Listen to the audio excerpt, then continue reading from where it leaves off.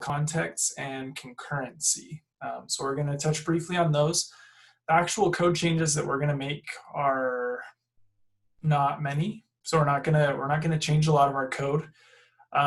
So I'm guessing that we'll probably be done early tonight, but I'm happy to use the rest of the time after we get all of our code written and whatnot to answer any questions or review anything for anybody that did not come to class on Monday.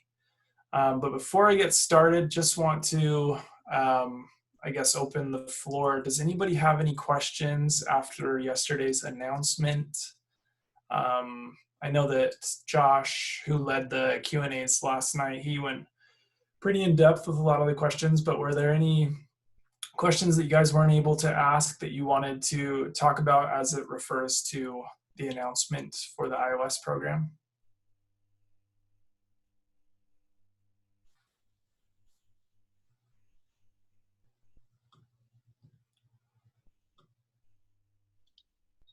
How do you feel about it, Johnny? You know, I think it's sad because I enjoy being able to work with students, and so it'll be sad to not really have that like side of it's my little side gig of not being able to work as closely with students. But you know, these are pretty crazy times, and lots of people are losing their jobs and lots of companies are closing and whatnot. And so honestly, like, it's sad that more people aren't interested in the iOS program because the iOS program is so awesome. But it's hard to convince people. I think there's sort of this disconnect of people not really knowing what it is. And then as Josh talked about yesterday, everybody thinks like, oh, well, being a web developer is a safer bet because I see all of these web developer jobs. But there's still a massive void in iOS. There's plenty of jobs needed to fill for iOS roles. And what people don't understand is that iOS developers make way more money than web developers. And that's because it's more specialized and, I mean, it's harder, but, you know, iOS developers make significantly more. So it's too bad that people don't realize what a great opportunity it is to be an iOS engineer. Because it's awesome to be able to work native. You make more money. The ecosystem's fun because you can make apps for computers, you can make apps for phones, you can make apps for tablets, you can make apps for watches. If Apple comes out with glasses or whatnot, you can make apps for glasses. I mean, it's just, the possibilities are endless as an iOS developer. But yeah, it's a shame. And, you know, I hope that one day the program will be back. But yeah, as far as like, I'm not sad for you guys because you guys are already here, and honestly, it hardly affects you. You may think that it like, oh man, this like really affects me. And it seemed like in the Q&A last night, a lot of people were like, oh, this is such an inconvenience, or oh, this is, but on it doesn't affect you. It affects your friends that you maybe wanted to introduce to the program, but like, you guys are in the program. You're going to get to the end of the program, you're going to graduate, you're going to get jobs. I mean, it doesn't really impact you in any way. And so you guys shouldn't be concerned about it because you're already sort of in the pipeline and moving forward, and you're going to have the support you need to be successful and to get a job. So, okay, other questions?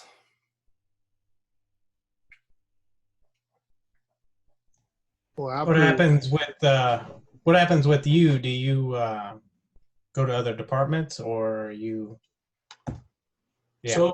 So LAMBDA is not my full-time job. I'm an iOS engineer at day one, and so this is just something that I do for fun on the side. So I'll probably, I mean, it's hard to say exactly what I'll do. I probably won't be teaching much anymore, but I imagine they'll keep me, or at least some of us, around to support you guys as you go through labs and whatnot. But yeah, as far as the teaching capacity, I don't think there's much of a need for me. And that's fine. Because again, this isn't this isn't all that I do, right? I have a full-time job, and this is just sort of a on the side thing for fun. So I'll be all right. Okay. Anything else?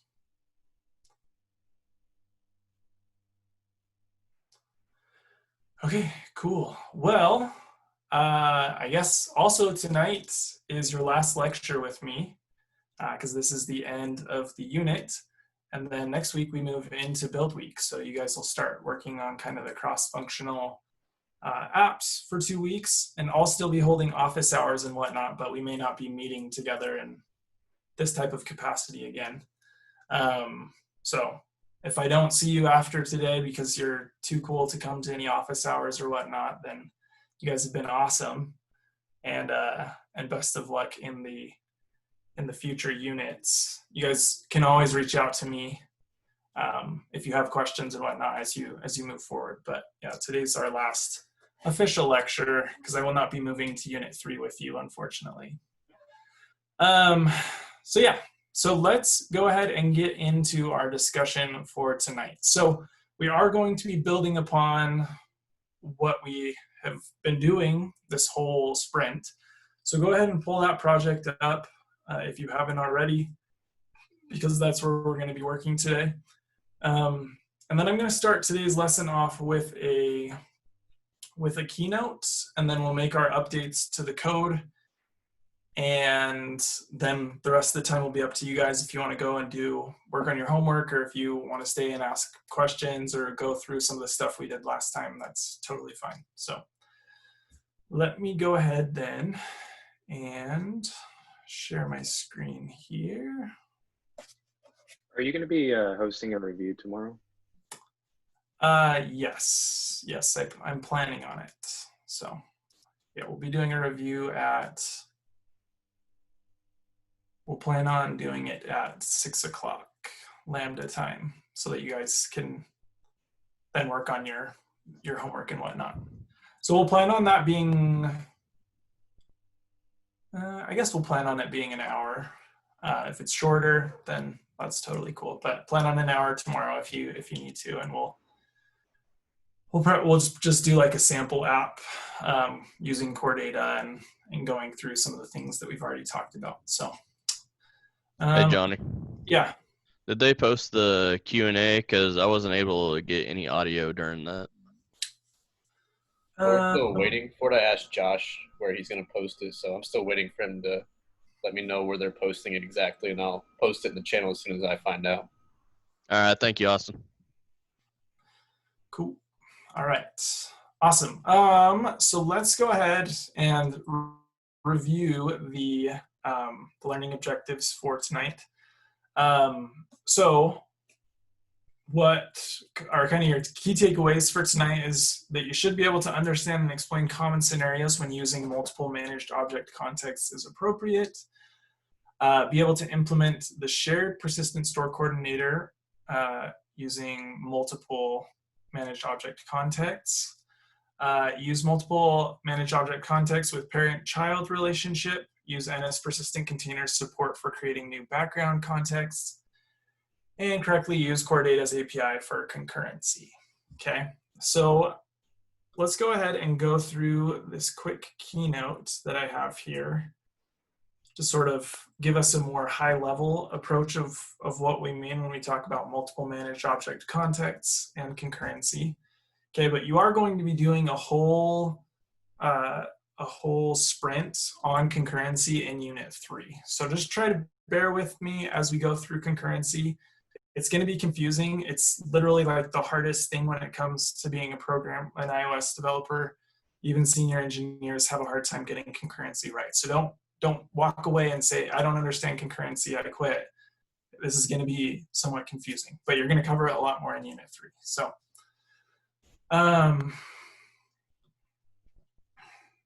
where did my keynote go?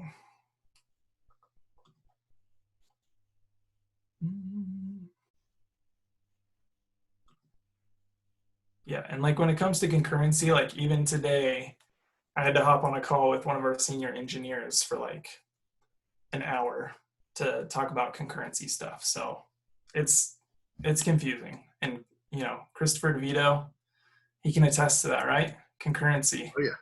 It's good stuff, right? It's a challenge, that's for sure. It's clearly important, but not easy. Yeah, so you'll get lots of practice with it, for sure.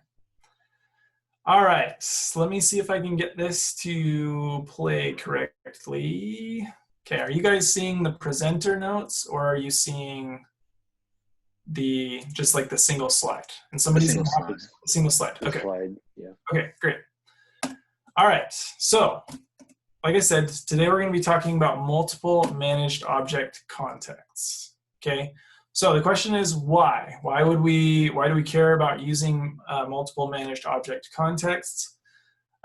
So this goes back to the discussion that we've had on sort of multi-threading and queues and whatnot. So our phones are super powerful, right? And our phones have multiple cores that can do lots of things at the exact same time, right? If you think about it, if you open your phone and you're on Instagram, your phone is doing a lot of stuff in the background, right? Like it's keeping track of timers, it's listening for notifications and for phone calls, it's updating all of your other apps as necessary. I mean, these are really powerful devices that we have, okay? And so our phones, because they can do lots of things at the same time, as developers, we can take advantage of that by accessing all of those different cores and by setting up processes to initiate and take place in the background, okay? And so one reason why you'd want to use multiple contexts is up to this point, we've only used the main context or the view context. And we know that the view context takes place on the main queue, right? And the main queue is where all of the UI takes place. It's what handles and is sort of observing user input and user touches and whatnot. And so generally when we have any big processes that we're trying to run, as it relates to core data stuff, we would want to put those on a background context so as not to block the main queue, okay? And so with our app thus far, we've used just the normal view context for updating all of our core data objects, especially when we are doing like the networking aspect of communicating with Firebase and fetching all of the new tasks from Firebase. All of that is happening on the main queue. And because our phones are so powerful, we haven't really noticed it like to be a problem, right? The app still has been really fast and zippy and good. But as you get into bigger apps and you're kind of doing more complex processes in core data, you'd want to move a lot of that work onto a background context so that it can do the work in the background and we can leave the view context open for user input and the things that we want to have on the main queue, okay? So that's one reason why we want to be able to use multiple managed object contexts, is so that we can put long-running processes and core data stuff in the background and be able to save stuff off of the main thread. And then also, and we won't talk as much about it today, but using like a temporary scratch pad, okay? So I have some more slides that will relate to that. So, I feel like I'm like talking a lot. I'm like running out of breath. It's a lot easier when we're like typing code and I can stop, but when I'm doing a presentation, I feel like I'm talking a lot. So, all of this is going to revolve around what we call our shared persistent store coordinator, okay? So our persistent store coordinator is sort of the middleman between our managed object contexts and our persistent store, okay? And the persistent store coordinator manages multiple contexts and can easily merge changes that are made on each of the contexts themselves. So, we make changes on one managed object context. The persistent store coordinator hears about those changes and merges those changes into another context that it manages, right? So that all of the managed object contexts are up to date with the latest information. Okay, so this is just an example of how you would set up this shared persistent store coordinator. So we already created this container where we load up these persistent stores, we check for errors. But this main thing here that's new is that we have this property that we can set on our persistent store or our persistent container, where we say container.viewContext automatically merges changes from parent equals true. Okay, so that's really the only thing that we have to set on our persistent container so that the changes, again, are merged between one context and the other, okay? So elsewhere in the app, the way that you would use this is you would say, okay, let background context equal container.new background context. Okay, so that'll create a separate background context. And then whenever we create a new context, anything that we want to do within that context goes into this closure called background context.perform. Okay, so all of the work that we're going to be doing in the background needs to be inside of that perform block. Okay, and we'll talk a little bit more about that in a minute. Do you have any questions up to this point?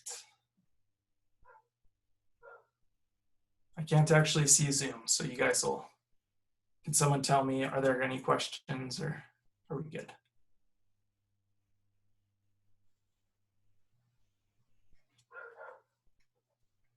So where would you usually use this? So we're going to be using it in our application today, but remember that our task app is doing a lot of networking, right? We're fetching data, we're pushing data up to our database, but primarily when we're fetching the data and we're updating our tasks in core data, that even though that process seems really fast, it is doing a lot of work on our main view context, right? And so generally, we'd want to move anything like that into a background context so that it doesn't block the main queue. So we're going to use it today for our application that whenever we're doing networking, that we want to do any work to any updating to our core data objects we want to do in the background so as not to block our view context. Okay, does that make more sense? Hopefully. So it's mainly used in the networking? Yeah, at least for our application today. So we'll use it in our networking today, but in other applications, you may have more complex processes that you have to run on your core data objects that they don't necessarily have to do with networking, but they're just really heavy tasks. And so those are other kinds of things that you'd want to do on a background context so that you can make those updates to your core data objects without blocking your view context. Johnny, can you give an example of that? Like what do you mean by it's going to be taking on heavy tasks in the background? I can't like picture it in my mind like what you're referring to exactly. Yeah, so let's say for example that you have like a photo app or something, and you want to apply some filters to it, right? Like, you know, on Instagram you have like a photo and there's like a bunch of filters. So setting up those filters and actually like changing the contents pixel by pixel for each image to add a filter can be like a pretty heavy processing task, right? Because it's going through each pixel and it's applying some sort of equation or some sort of filter and then redefining that to the photo, okay? And so that would be something that, you know, we don't want to wait for forever for that to happen on our view context, because if it is really heavy and maybe we have a slower phone, then we wouldn't be able to use our app for anything, right? It would be it'd feel like it was frozen because it's trying to do those heavy tasks on the view context.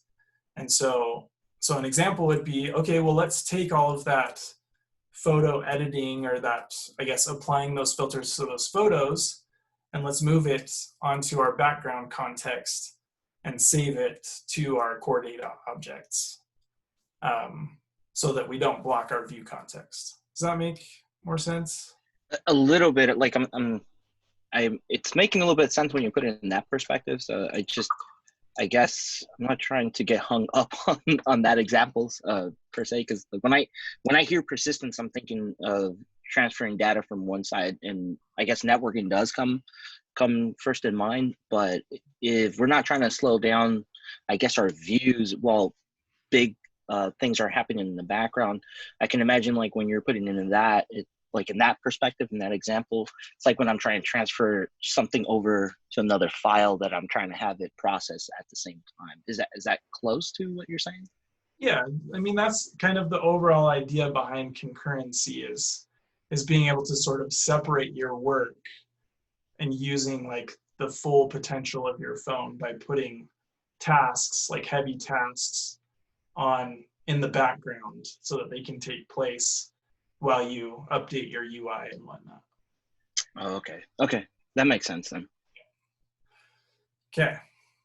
Is there like a rule of thumb or an easy way to know when something is going to be demanding like that and needs to be put on a background queue?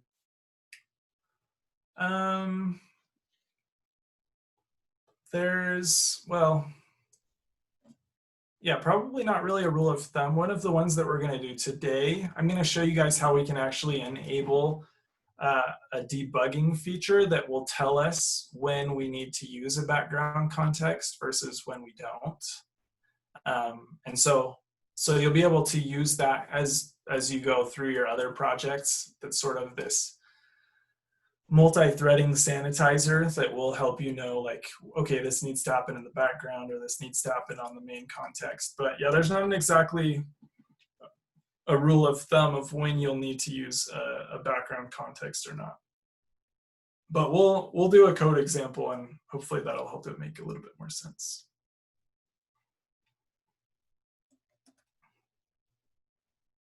Okay, I'm gonna skip, because you can also set up what are called parent-child contexts, where you've got a parent context, you've got a child context. So the child context acts as sort of a scratch pad, and then you merge those changes into the parent that goes to the persistent store coordinator and ultimately saves those changes. Okay, but I don't want to spend too much time on that, so I'm gonna just move forward. Okay, so something that you need to know is there are two types of concurrency.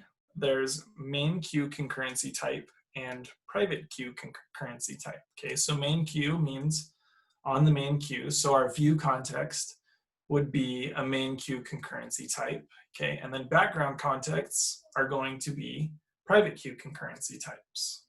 Okay. So number one rule of core data concurrency, don't use core data objects outside of perform and wait. Okay, so here's an example that when we're using a context, so you can see it's sort of like our dispatch queue.async or dispatch.sync, is that we call context.perform and wait. Then inside of that, we do stuff with core data objects, you know, maybe updating, creating, or deleting those objects. And again, we have this context perform and wait, that it's safe to do stuff with core data objects inside of a nested perform and wait. Okay, and then we call save on our context. So the perform and wait again is similar to our dispatch.async. It's perform and wait is going to run your code synchronously, which just means like step by step. It's not going to move forward until the stuff in the synchronous block has been completed. Okay, and then perform is going to be an asynchronous closure, meaning that our code can continue to execute while the perform block may still be doing stuff in the background. Okay, but don't get too bogged down with concurrency, because there's a whole sprint focused on just concurrency that you guys are going to cover I think in the first or second sprint of the next unit. So, okay. So, concurrency debugging. Okay, so the way that we can sort of enable concurrency debugging to make sure that we're doing things correctly is by putting in this URL, this com apple core data concurrency debug. into our project schema, okay? So let me show you how to do that. And then we'll add some code to, and then we'll run our app and we'll see how we're doing as far as using contexts correctly in our application, okay? So let's go ahead and let me open up a project here, tasks.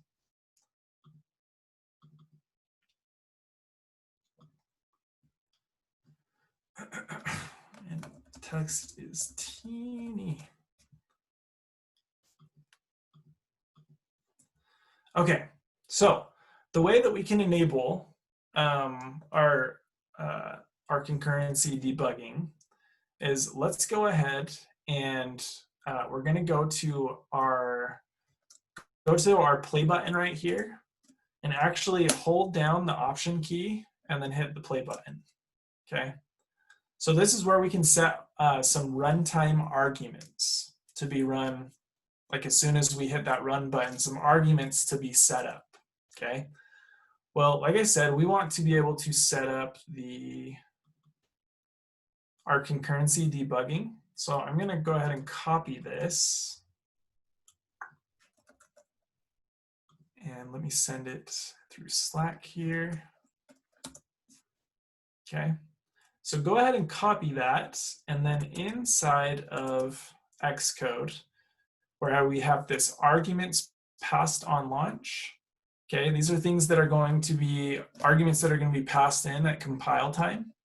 So go ahead and hit the plus button, and then we're going to go ahead and just paste in the thing that I just sent you. Okay, so this should enable your concurrency debugging. Now, you can always leave this on, or if you want to turn it off, you can simply just uncheck it here, check and uncheck. You don't necessarily need to hit the minus button to get rid of it. Okay.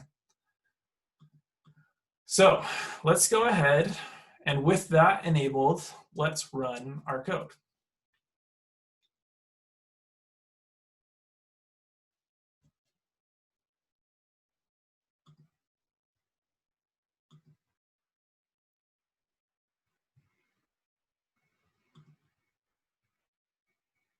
Okay, it's running and it's crashed. Okay, so we crashed, meaning that we are not using concurrency correctly. Okay, so we can take a look at our error here. Okay, and we see fatal error, failed to load persistent stores. Okay, an error occurred during persistent store migration. The managed object model version used to open the persistent store is incompatible. Well, that's not actually a concurrency.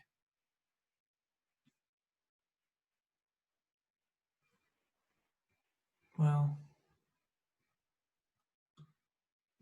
yeah, we'll resolve that. But yeah, so we're running into some issues here that are going to be somewhat related to our to setting up our persistent stores and our concurrency models and whatnot.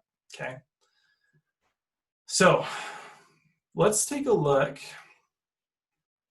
at our what file are we going to look at? At our task controller.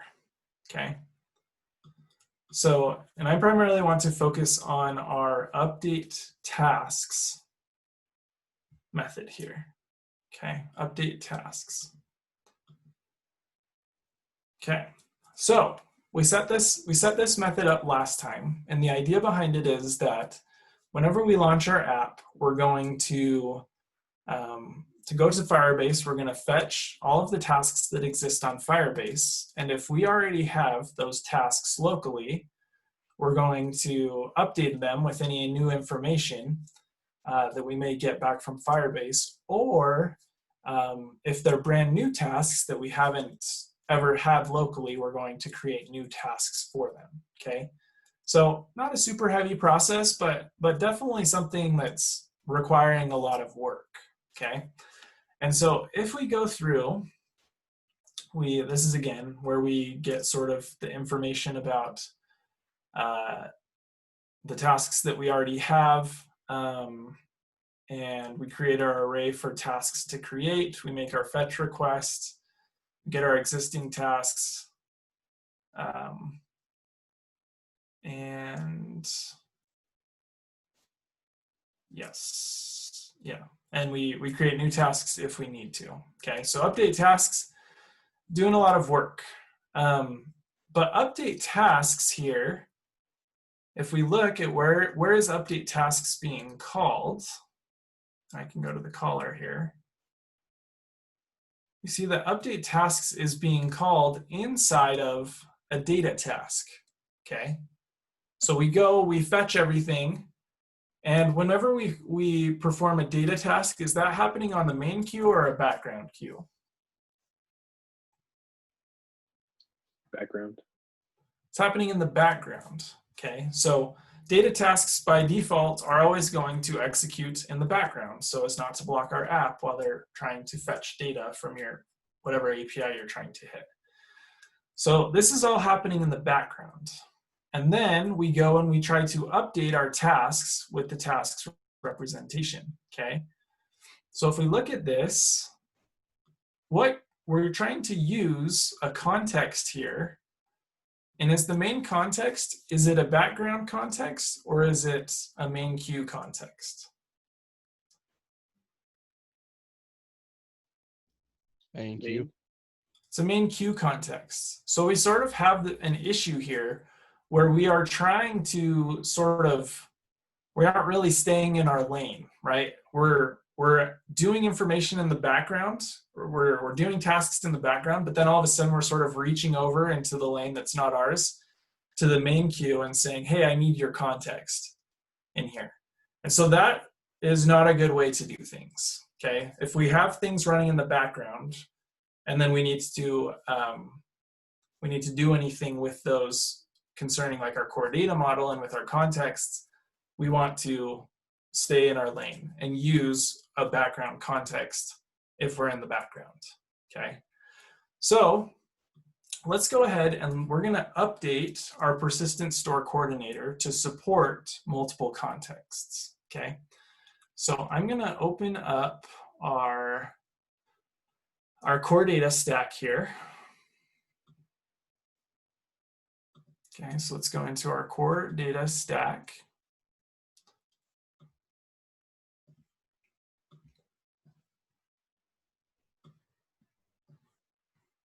Okay, and we've already got our container here. We've created a container with named tasks, okay?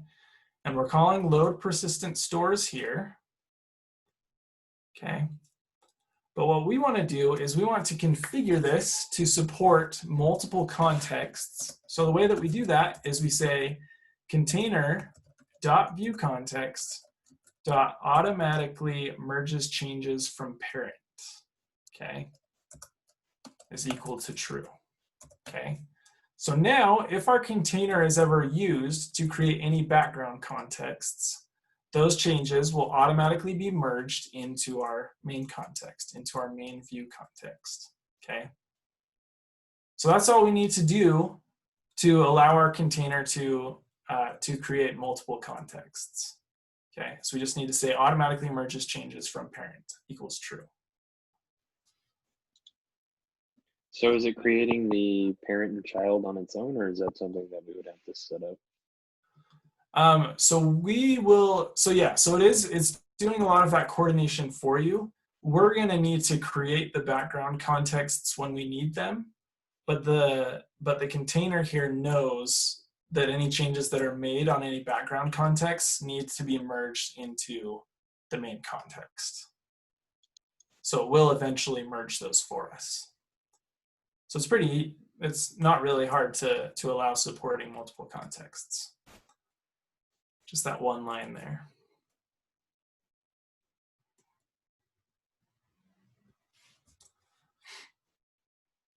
Okay, so throughout our application, if I search for save, okay, there are a few places where we are calling save. Okay, well, we have our save to persistent store method, which we made last time, that is saving on the main context. Okay, we do the same thing on our task table view controller. Our context is the main context. We call save on that context. Same thing for our create task. We call save on the main context.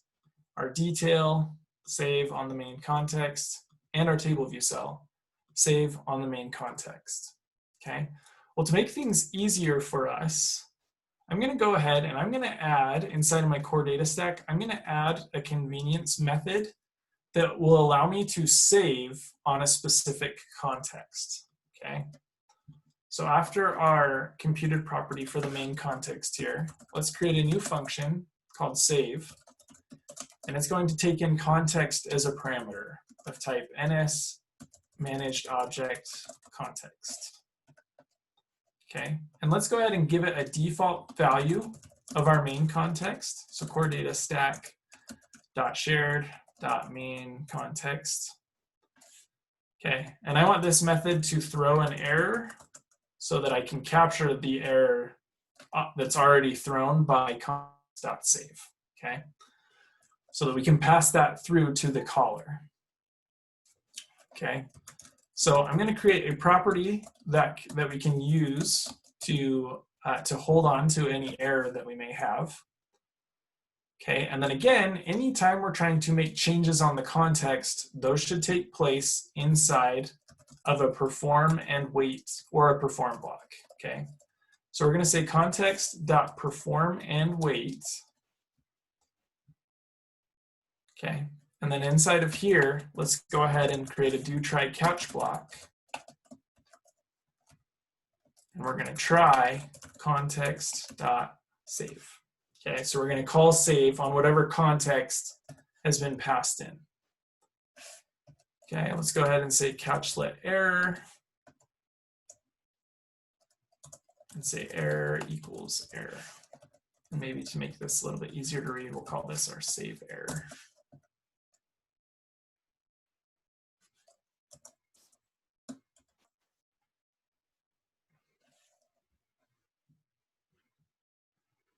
Error equals save error.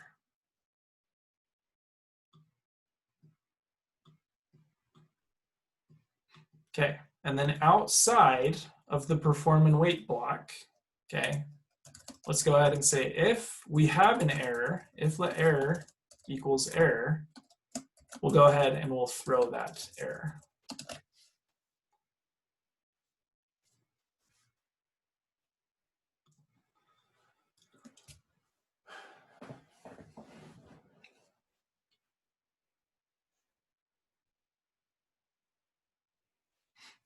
Okay, so trick question. I just am curious if anybody can catch it. Why are we doing a perform and wait versus a perform here?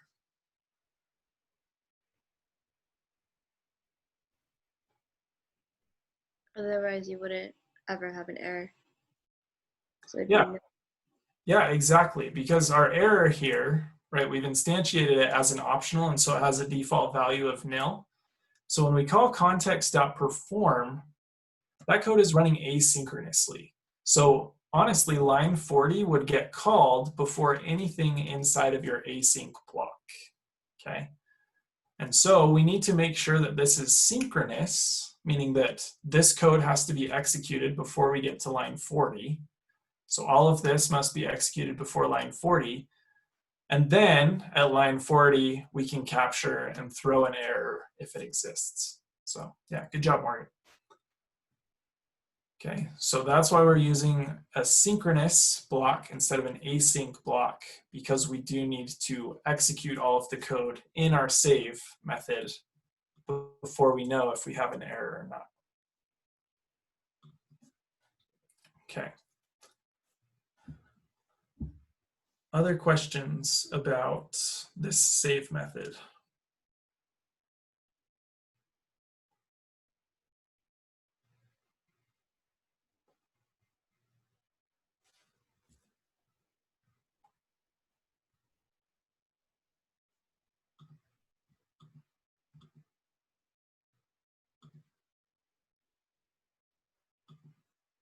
Okay, cool.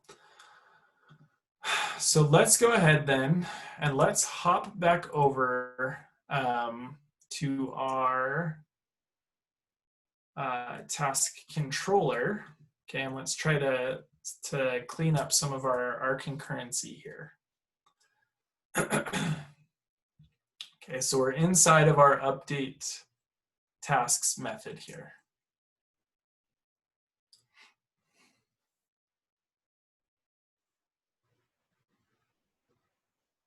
Okay, so update tasks is being called by our fetch tasks up here, right, inside of our data task, right? So that's work that's being done in the background, okay? So what we want to do is inside of our update tasks, let's go ahead and let's create a new background context, okay? So we're going to say let context equal core data stack dot shared dot container dot new background context. Okay, so this creates a private managed object context. Okay, so remember I said there were those two types, the private concurrency type and then the main queue concurrency type. Okay, so we're using the private. Okay, and that rule, the rule where I said that everything that you do to core data objects needs to be in the context.perform or context.perform and rate. That rule technically only applies to private concurrency context types, okay? That's why up till now our app hasn't really crashed or anything, right? It's because we haven't used the perform and wait at this point, because that's all happening on the main context, which doesn't necessarily require the perform and wait. But now that we're using a private concurrency type, we're going to need to use the context.perform, okay? So we don't need this context down here anymore because we're already creating a background context. Okay, and all of this fetch request stuff is fine the way that it is, okay? Because we haven't done anything to our objects yet. This is just sort of prepping us to get our objects and then to update or create them, okay? But everything down here, okay, all of this is all stuff these are all tasks or things that we're performing on our core data objects, right? So we're either updating our objects if they already exist, okay, or we're creating new objects, okay? So because of that, all of this needs to be inside of a context.perform block. Okay, so you can go ahead, you can get rid of this line here. Okay, and then we just want to add our closing brace at the very end. Okay, and then if you need to, you can do a Control-I to sort of update your spacing there. Where did you put the brace to close in the context.perform? So I threw it, whoops, sorry, it should be after your catch here. Okay.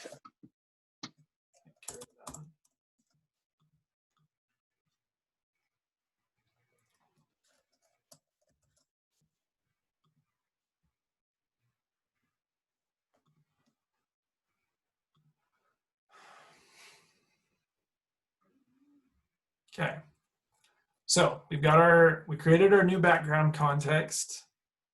Then we put all of the work that we're trying to do for fetching our tasks, updating them, creating new ones inside of a context.perform block. Okay, and then instead of calling try self.save-to-persistent-store, because remember that's saving on the main context, we're going to call core data stack.shared.save. And we're going to pass in our context.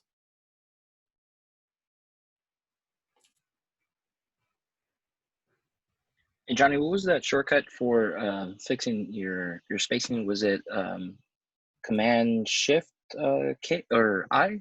Is that what it was? Just Control-I. Control-I? Okay. Control-I, yep. Okay, So let's see if my migration goes a little bit better here. Okay. So at this point, you should be able to run the app without it crashing. Okay, because it was crashing earlier because we were trying to update objects in the main context, even though we were in the background. So we weren't really staying in our lane. We were trying to access the view context, even though we were acting in the background.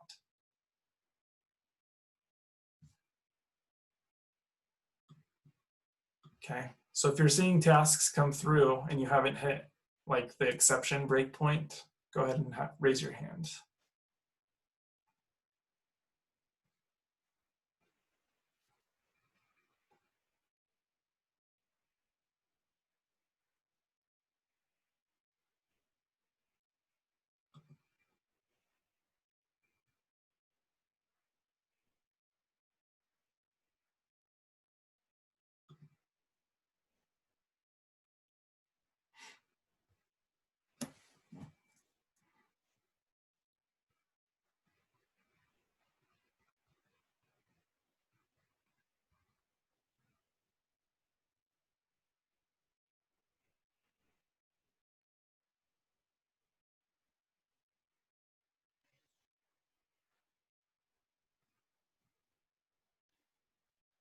Johnny might still not executing correctly.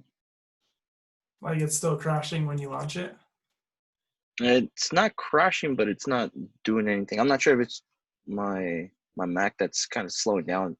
It's trying to overheat, but I do have an error. It says execute bad instruction. Okay. Here, let's have you share your screen. Let's take a look.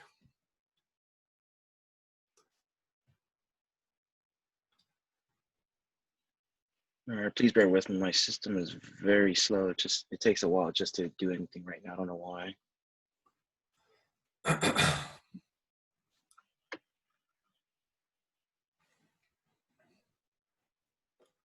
Are you able to see this?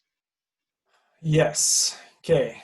So can anyone, before I say what the issue is, does anybody want to try and identify what Sammy's issue is here?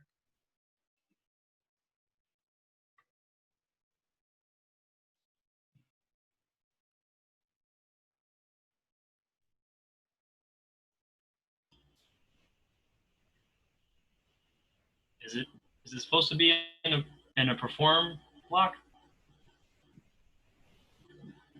So this isn't, so where it's crashing isn't in the perform block. Where is it crashing at? Or where is that red line? What is it in? Task controller. Yeah, in the task controller, but in what method? The save, right? Yeah, in the save. And with this save, what context is this save taking place on? The main. The main context. He's still calling save to persistent store in the update task. Okay, so let's take a look. That's where I would start. So not automatic. Let's go to your update tasks method. So scroll up a little bit. So stay on task controller and scroll up. Yeah, okay. right there. Need to change it, Sammy. Should be try core data stack dot shared. Right here? Yeah, take the self off as well. Core data stack. Core data stack? Dot shared. Dot save. And it should be the one with the context.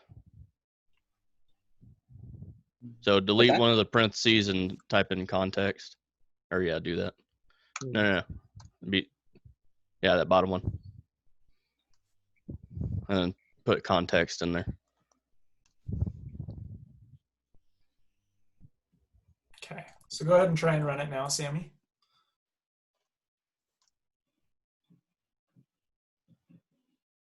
Boom. Sweet. Cool. Awesome. Good job, guys. That was some good debugging. Okay. So the issue is that, again, we're doing all of this work in the background, right? We're fetching we're fetching our tasks in core data, and then we're updating or creating them. Okay, and that's all happening in the background. And then we created a background context, okay, to sort of take over all of that work. Okay, and then we were calling save, but we were calling save on the wrong context. Okay, and that's why it was crashing. It's because we were calling save on the main context, but all of the work, all of the updating that we just did was on our new background context. Okay, does that make sense, Sammy? So that's why we created that helper method inside of our core data stack that allows us to call save and pass in our background context if needed. Yeah, that makes sense then. Okay. Okay, cool. Other questions about any of the changes that we made?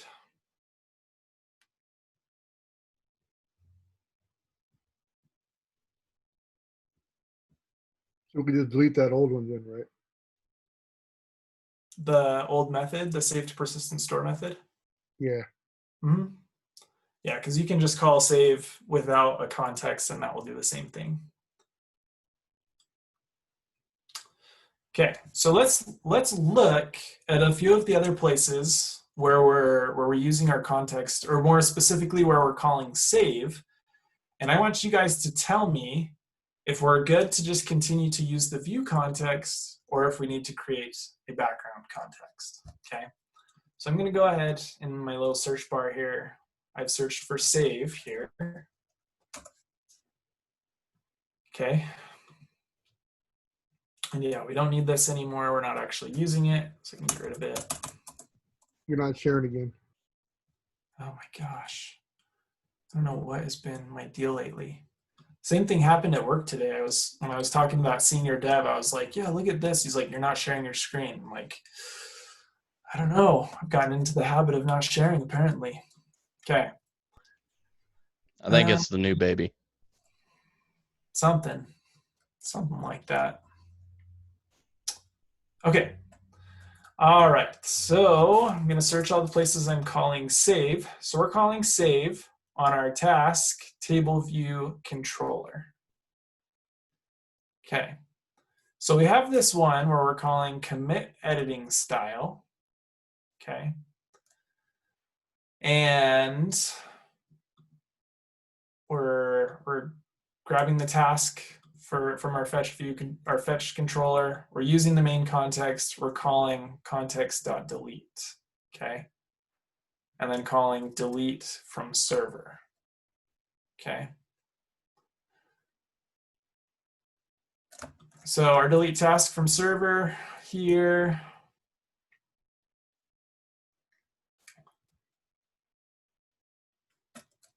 I think I'm actually I would have expected there to be an issue. Let's test this one and let's see if we're using concurrency correctly. So I'm going to run this and let's try just deleting a task. Darn it. Okay, I already fixed this one with you guys when we wrote the code. So the problem was that we're already calling dispatch queue.main.async inside of here when we call our successful completion. So we're good to continue to use the main context because when we get our completion, our successful completion, we're already back on the main queue. So let's remove this async block here so that we can see it in action again. Did that? That seems like too many. Whoa.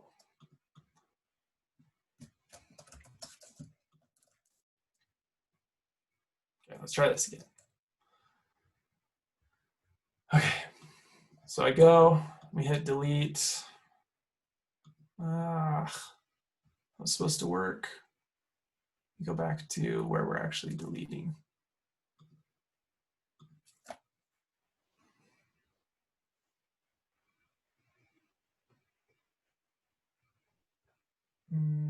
See, I would have expected it to crash there, but it's not.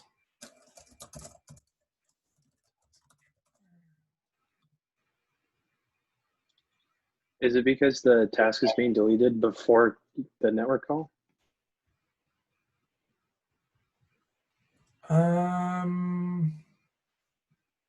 Possibly. Let me see.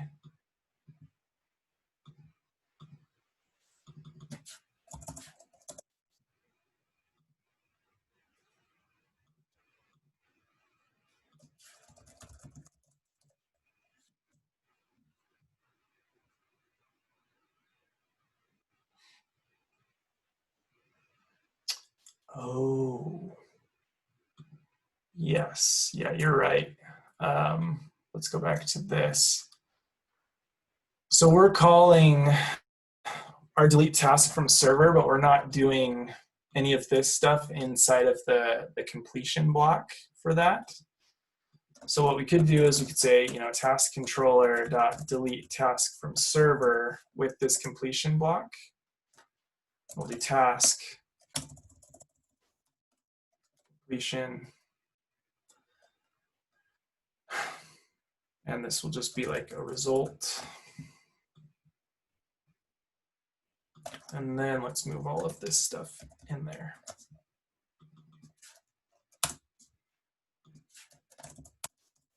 Okay.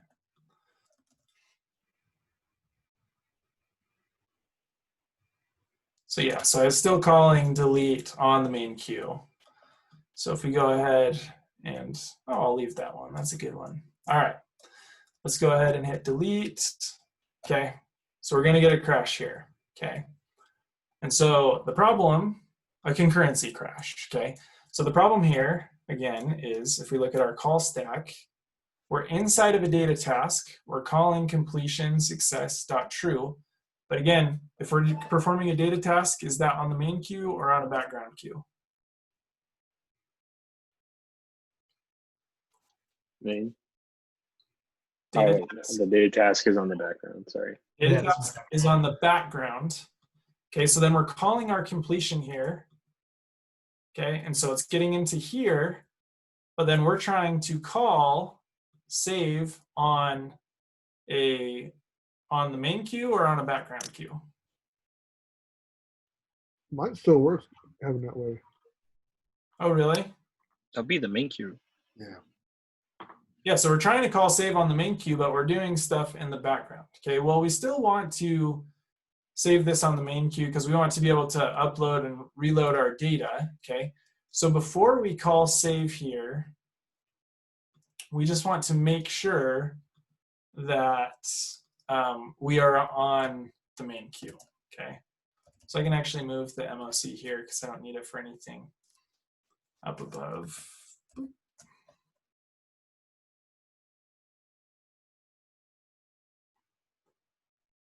And so I need this to move this in. Okay, so I won't delete it from my local data store until I hear back that it's been deleted properly on the server. And that's probably a better way to do this anyway, because if we didn't delete it on the server and I deleted it like on my local device, the next time I ran the app, it would resync down, right? So we probably want these to always be sort of, to sync properly. So this is a better way to do it. But then what we want to do is, because we are going to be accessing the main context to update our table view and whatnot, let's go ahead and just make sure that as soon as we get back, as soon as we hear back from our delete task, that we call dispatch queue.main.async. Okay, and then we'll put all of this stuff inside of here.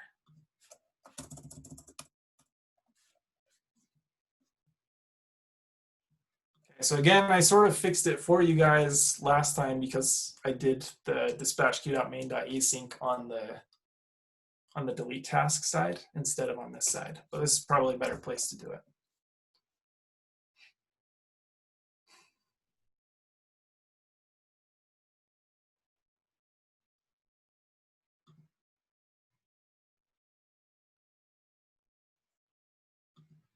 But I do want to make sure that I check my result first before I actually do any deletion. So let's just go ahead and say guard let underscore equal try result dot get. Otherwise, we'll return, right? So if it wasn't successful, we're just going to return. So now if I run it, hit delete, we don't crash because we're on the main context, which is good. So we can update our table view.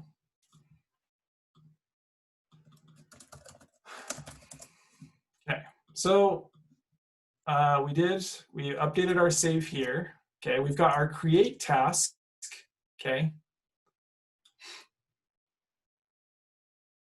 And we see that when we create our task, we have this send task to server, but it's fine to just use the main context here because we're not waiting on anything to send the task to the server. So I'm fine to just use the main context, right? We're not inside of any sort of closure here. So we can just access the main context. Okay, similarly with our detail, we're just calling send task to server, not inside of any closure, so we can use the main view context. It's fine. And with our table view data cell,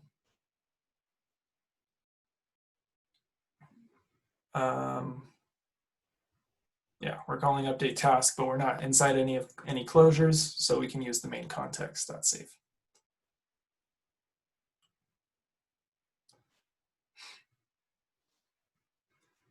Can we go back to that editing style? I got an error. I think I missed something. Yeah, let's see. Right there.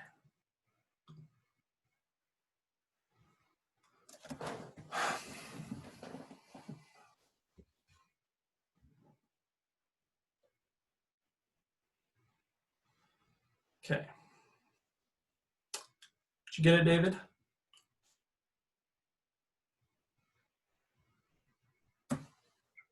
Yeah, I think I just missed a question mark after try. Okay. Okay, so we can continue to test. We can just check and make sure that we're using our concurrency correctly. So we've already tested delete. We've tested our initial fetch. So let's see if we can create a task properly. So creating a task. Okay, high priority. This shouldn't crash, hopefully. We hit save. Okay, so no issues there as far as using the right context. Okay, and then being able to edit. You can go in here, you can edit, see tasks are working, to hit done, and you see that that's updated. We didn't crash, okay? So I realized that we're sort of all over the place today, okay? And that's how I feel like concurrency, that's exactly what it is. We're just like all over the place because we're using different threads, we're using multiple cores, we're using different queues, and we're just sort of doing all this crazy stuff, okay? But the key takeaways from tonight are, and I realize we're like done super early, so I'm gonna stay after and help anybody that needs anything. But for those of you who feel good, you'll be able to leave as soon as we go over these key takeaways, okay? So step number one, we wanted to make it so that our container supported multiple contexts, okay? So what we did there is inside of our core data stack, we just added this single line container.viewContext automatically merges changes from parent, okay? So setting up, we didn't do anything else to set up our container, we just added that one line that enables it to sort of use multiple contexts, okay? So that's one key takeaway that you want to remember, okay? Is this line of code. Okay, we created a convenience method here to be able to save on a specific context, okay? And because it is possible for that context to be a private concurrency type, we needed to call the save inside of a context.perform and wait block, okay? and then we're throwing through the error that we would normally get with our context.save, right? So we're just passing that error through if it exists. Okay. So just a helper method to be able to save with a given context. Okay. So those are the first two key takeaways. Over on our task, so remember we ran in our build scheme here, we have this argument to check our core data concurrency debug. Okay, so as soon as we ran the app, we saw that we weren't using it correctly, right? That we saw where the issue was, and the issue was being able to fetch the tasks. Okay, so we knew that there was an issue with fetching tasks because we weren't able to move over to the correct data model because we were trying to fetch on the wrong context. So inside of our, where is it? Our task controller, if we go to our fetch method here, fetch, okay, so fetch tasks from server, we're doing all this stuff. Then we go into this data task and we're trying to update our tasks, okay? So up to this point, we haven't done anything with a context, so we know that we're good, no context used, no context used.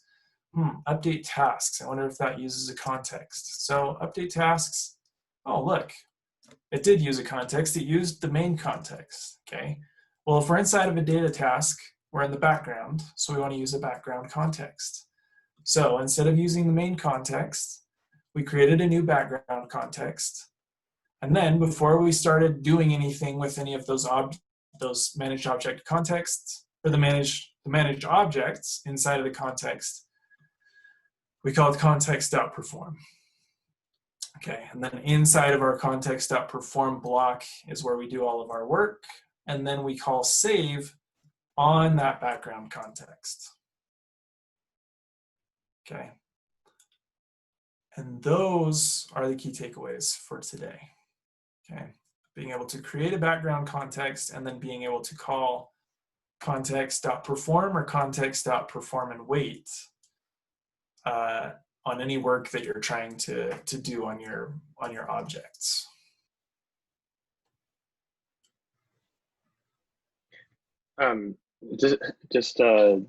Like, what is the difference between perform and wait and perform again? Okay, so perform is a synchronous closure. Okay, do you know what I mean when I say synchronous? It's a main context, or it's on the main thread? No. So synchronous is code that must be executed before the code that follows can be executed. So if you think of synchronous, it's sort of like a serialized steps that each one has to go in order. So A, B, and C. Okay, so synchronous, B can't happen until A is done and C can't happen until A and B are done. So that's synchronous, okay?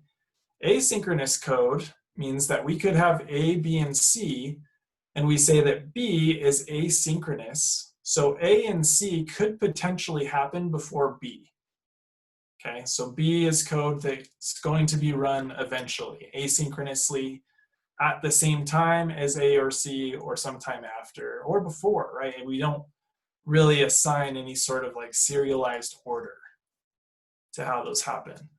So we could use a perform and wait here if we wanted to, it's fine. Perform also seems to work, so we'll stick with the perform. But on our core data stack file, we use the perform and wait, okay? And then Morgan explained to us why we use the perform and wait is because if we just had a perform block here, okay, and we'll say I have A and B here, which of these, or sorry, A and B here, which of these is going to execute first? The perform. Be the if let error. Yeah, if let error. If let error, because the perform is asynchronous, okay? Oh, I see. Okay. So this, so B would actually be called first, And error would always be nil, right? Because we haven't waited for the execution of our context.save here. Okay. So that's why we use a perform as saying, hey, we can't define if there's an error or not until we have to wait for our context to finish doing what it's doing before we can execute line 40. So perform is synchronous code, whereas on the other one, the perform is, yeah. Am I thinking of that right? Isn't perform asynchronous? And then perform and wait would be synchronous, because I think that's what was confusing me. Unless I'm wrong. I must have accidentally got rid of the perform and wait. Do you all have perform and wait here? Yeah. Yeah, Johnny, you just deleted it to Oh, I deleted tell it. Clayton. Yeah, to tell Clayton I got about so confused. I was like, why does this say perform? That's not right. No, perform and wait. Perform and wait is synchronous. That baby brain again. Yes. Yeah, maybe you guys are glad you're moving on to new instructors. You guys can be all done with my No. Can you go over the catch let save error again? How that's defined? This right here? Yeah. Yeah, so so what we can do is with a do try catch block, a catch will catch any error that is thrown. So this just gives us the opportunity to name or to give like an alias to the error that's going to be thrown. And so then we can check and set error equal to save error. I think it has a default implementation of just being error. So if I just do this,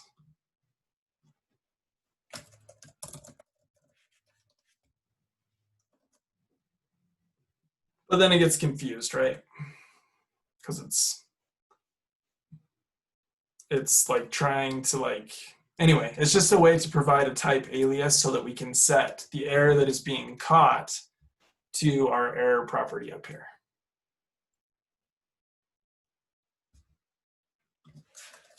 Hey, Johnny, just so I can kind of grasp it a little bit more, I'm trying to follow as best as you're explaining it.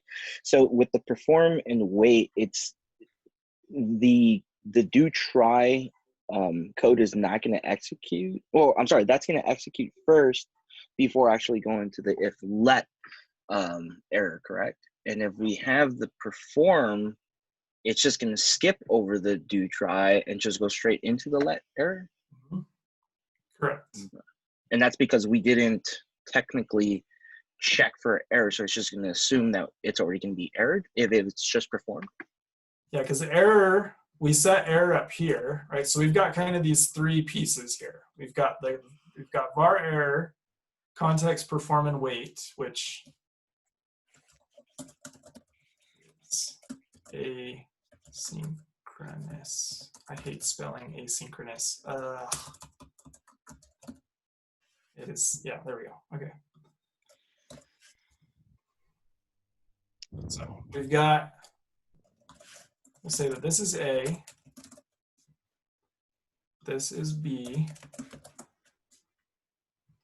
which is asynchronous, and then we've got C. Okay. So A, B, and C. So if we set B here to be synchronous, or to be, oh my gosh, this is not asynchronous. This is synchronous. Synchronous, not asynchronous. This is synchronous because it's a perform and wait. So synchronous code is going to execute A, B, C. Okay, it's going to go in order. That's synchronous code for you. Okay, C is waiting for B, and B is reliant on A. Okay, synchronous code.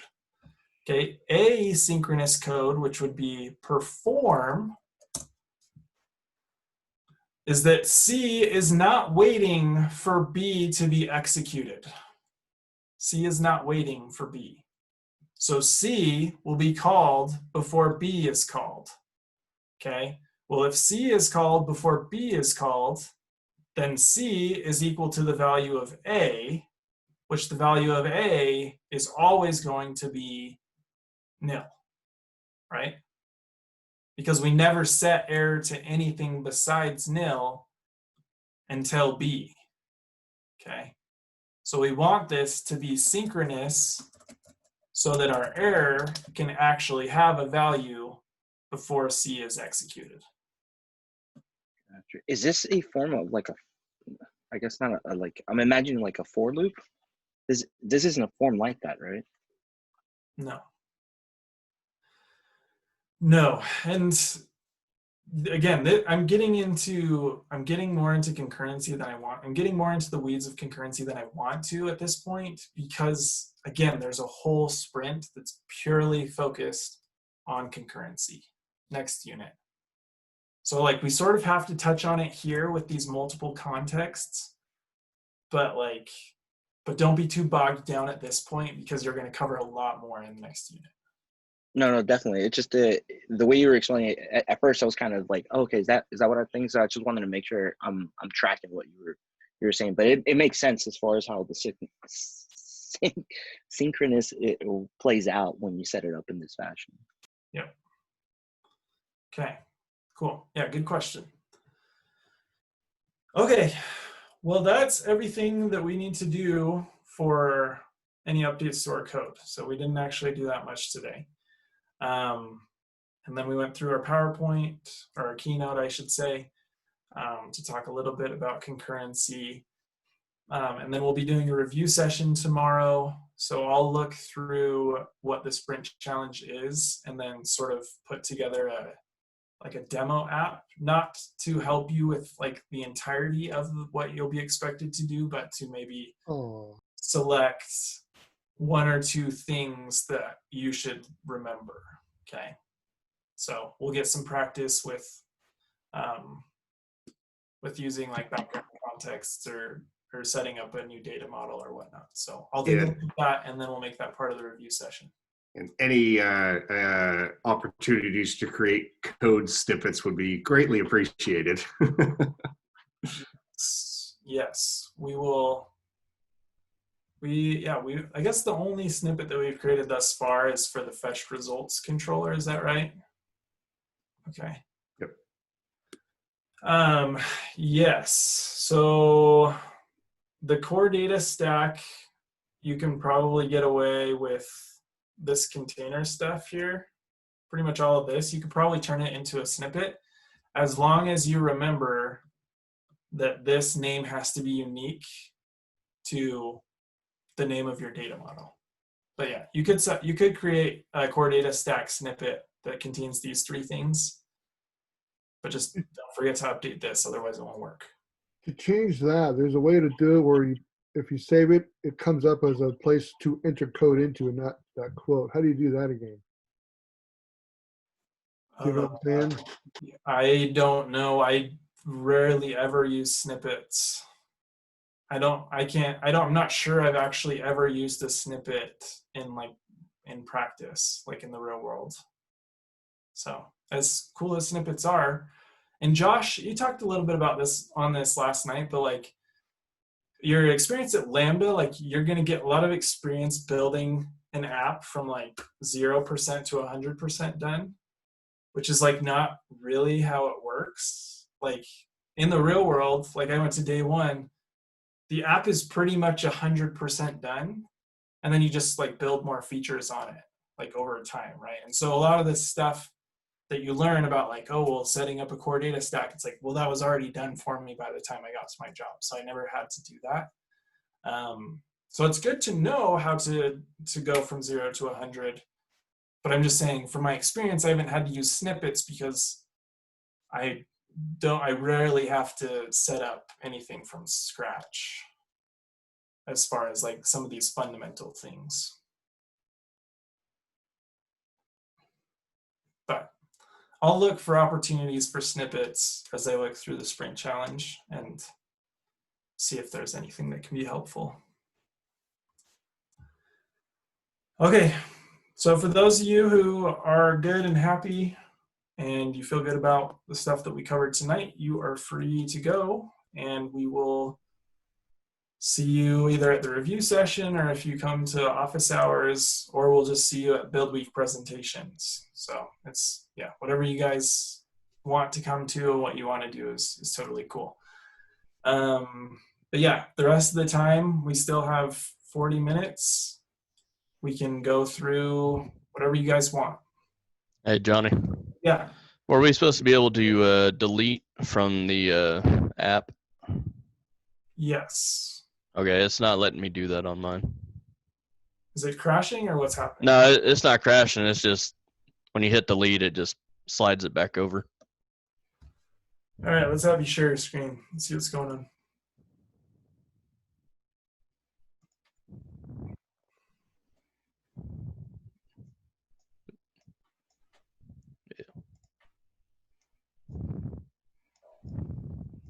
So we tried to delete something, it just.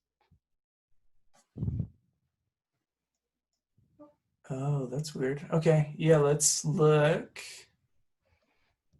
I was pretty sure I had everything like you do.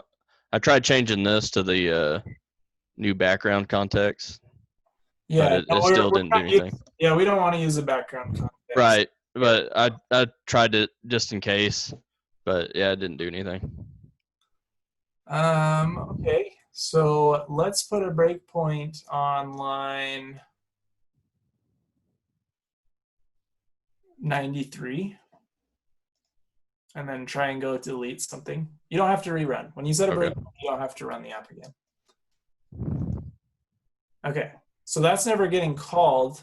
So it means that we're falling through the guard statement. When we're calling result.get, it's coming back as a failure. So we're returning before we even get there. So let's go take a look at our delete task from server. Okay. Delete task from bottom right. Server. Cool. Okay. I guess I missed what you put on this part. Oh, yeah, you still want to have your, so we're never calling our completion on line 153. Okay. So you still want to have that, you just don't want the dispatch, right? Yeah. Yeah, because we're calling that on the caller side now. Gotcha. So now if you run it, you should be able to delete.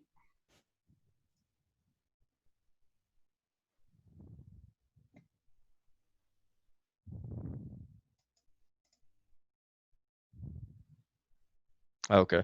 Cool. Yeah, so now we're getting into that because we got our completion back. Gotcha. Okay. Thanks, sir. Awesome. Nice work.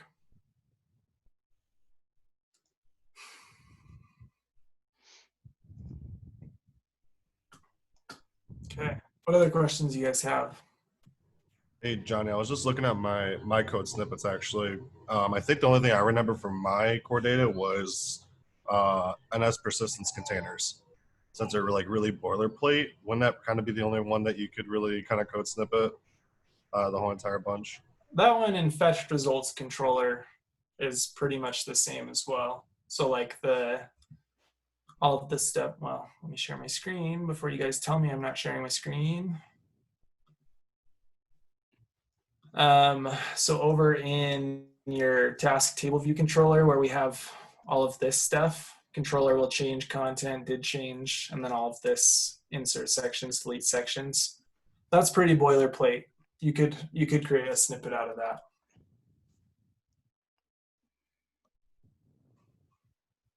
But yeah, those would probably be the only two I can think of is the container, your persistent container, and your fetch results controller stuff. I believe we already saved that as the snippet too, if I remember right. Yeah, we did. Yeah, we did that one together.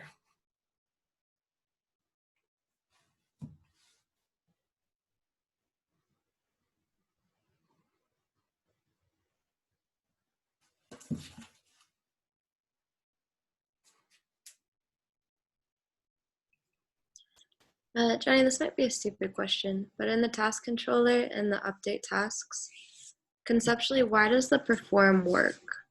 Like, Does the core data shared.save get called multiple times? You're talking about down here. So why does the perform work? Because I guess, yeah, save would be called before.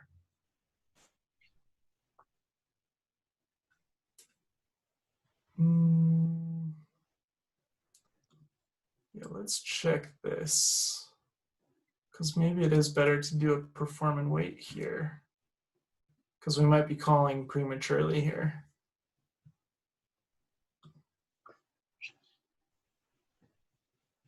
Okay, yeah, let's run this. I am curious though, if, so we're calling save. Don't need this. Yes, I think.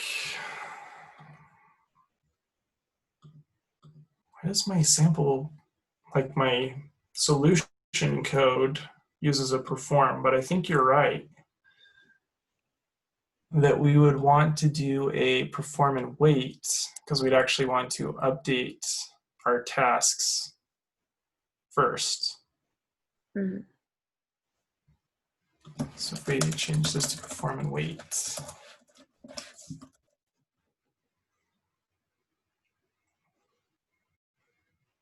Okay, so then we get in here first, do all the updating, and then we call save. Yeah, that's a good call out, Morgan. Perform and wait probably makes more sense in that sense because we do want to do all of that updating and then call save first. And I was just wondering if there's something else going on that save function could get called multiple times. Yeah, my guess is it's like we're probably eventually saving it, and that's why it looks and appears to continue to be working.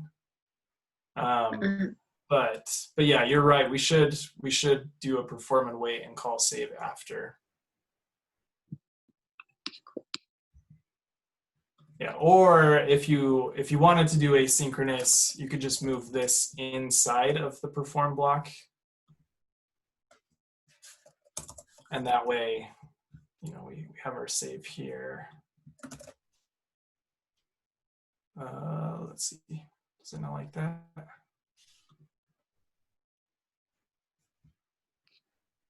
Oh, because I'm not.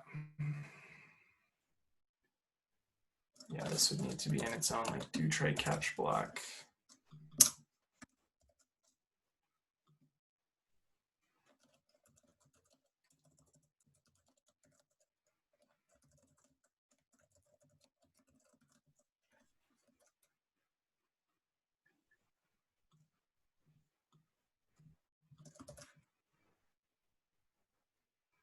So we fetch, then we call save, and that's fine too. So yeah, so we can do either, we just need to move the save into the perform so that it's part of the same block of code. Mm. And why do you have to do the do catch in that and not outside of it?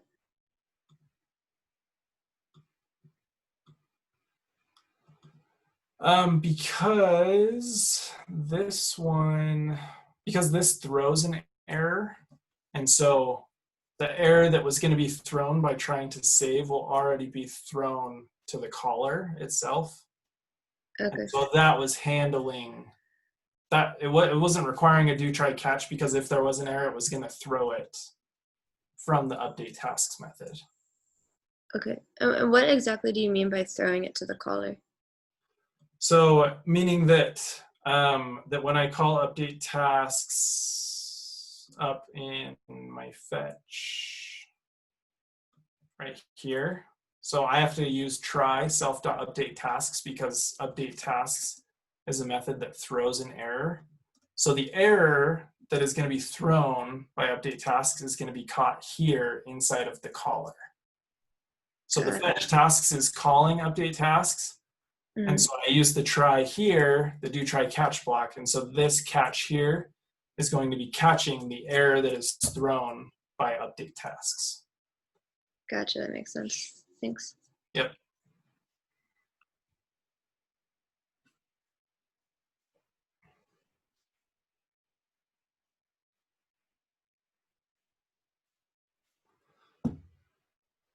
Okay, anything else?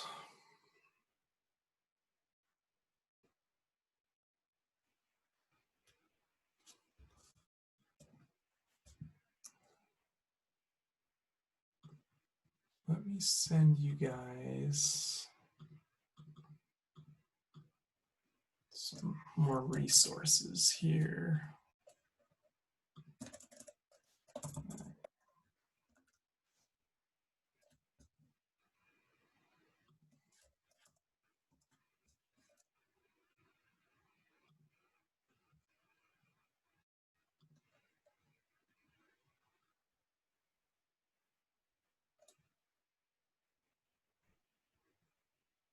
Cool.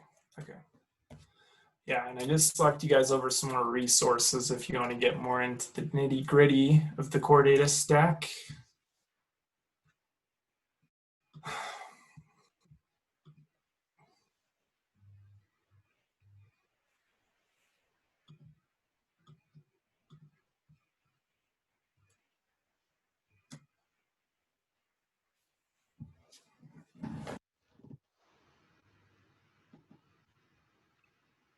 So if you didn't have the automatically merges changes from parent, would you have to go through every time that you saved it on a background queue and like manually merge it to the main? Yes, yeah, you would have to, but yeah, but now that we have just that easy one line of code, it's all managed for us. So I think probably in the olden days you had to go manually merge it all in, but no, they've made core data really easy to just automatically do that for you. Is there any reason you wouldn't want to do that? Automatically merge it? I don't think so. Yeah, because when we talk about like using contexts as a scratch pad, you can sort of perform a bunch of changes. And so I think it talked about this in the training kit material, is that you might want to use like a new context when you have like a user like filling out like a form of their name, their email address, their phone number. And so you want to like be tracking all of these changes, but then you don't actually call save on like the main context until they hit done. And so you can either hit like cancel or save. And so if it's cancel, you can sort of just scrap the entire context. And those changes won't be merged. But yeah, anytime you call save, it's more than likely that you want those changes to be saved to the main context as well, that you want to merge those contexts. So yeah, I can't think of a case when you would not want to automatically merge. Okay.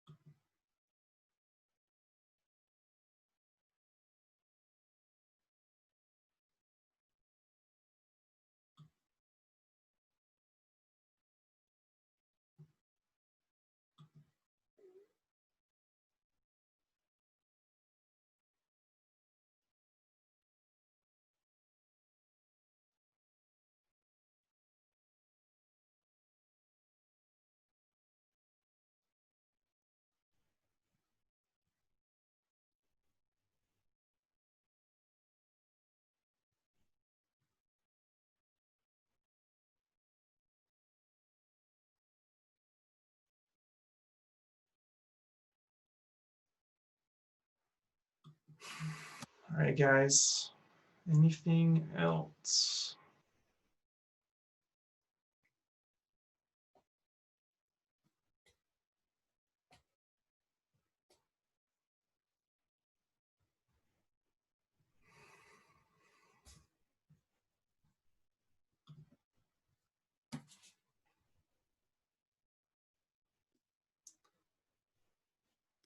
Cool. All right. Well, then go ahead and you guys can spend the rest of the evening working on your homework.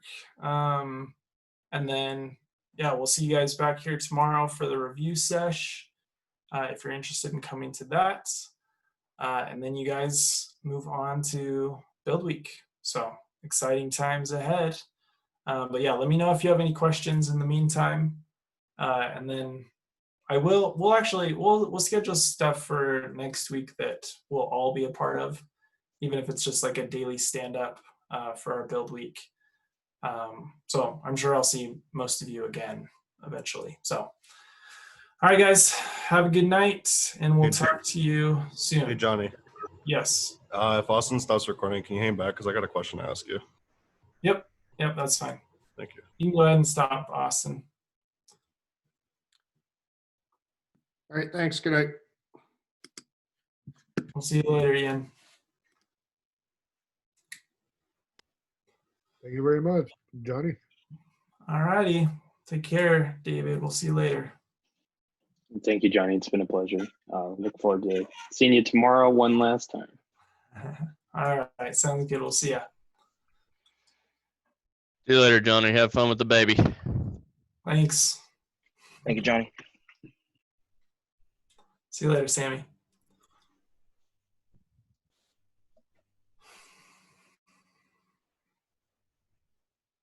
All right, Aaron, what's up? So I've been kind of working on the side project. When it loads, I have a gradient on an image, but it won't load until after I scroll the collection view, and then when I re-scroll it back, it puts the gradient view up. Is there a reason why it's like that by any chance? Let's see. Do you want to show me what you're talking about? Yeah. I didn't know if Austin was there because he's still recording. Looks like Austin gets to do some editing. So you can see no gradients there. But once I scroll, there's a gradient now, and then when I go back, the gradient's there. Okay, so where are you? Where's the code that's setting the gradient? So I'm setting it on I believe on the home view controller. No, sorry, on the collection cell. So I have the actual gradient here, and then I'm adding a gradient through the layout subview, and that's where it's being called. What if you tried to do did layout subviews instead of layout subviews? It won't work because I'm in the collection view. That's on a view controller. That's right. Yeah, I could throw it in the view controller itself, but I don't have the image in here. It's just going to be on the collection view itself. Okay. Yeah, go back for me. Let's see. I'm doing everything programmatically, so there's no storyboards. Yeah, it's fine. Let's see. Go back to your cell where you're adding the gradient. Okay, so call layout subviews and add gradient. Is add gradient getting called on the initial load? That's a good question. I'm not even sure. Would it be on the breakpoint for 47 then? Yeah, just go ahead and add that. Yeah. So it hits it, and then once I click play, so I have to keep play. Once I get play, then it goes through.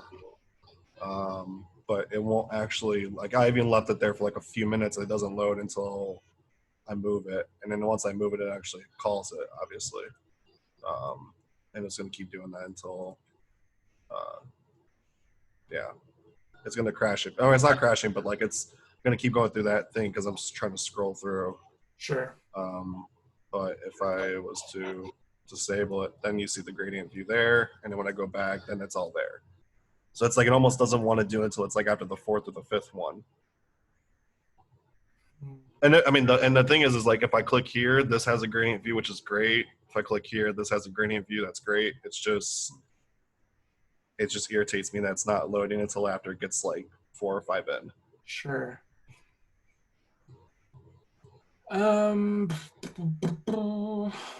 Maybe if you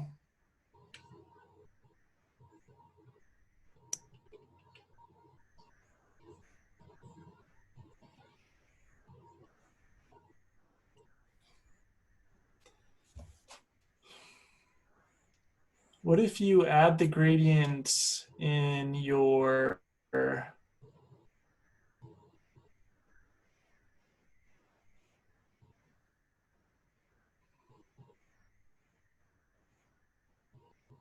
what if you just add it after at the end of your setup cell subviews?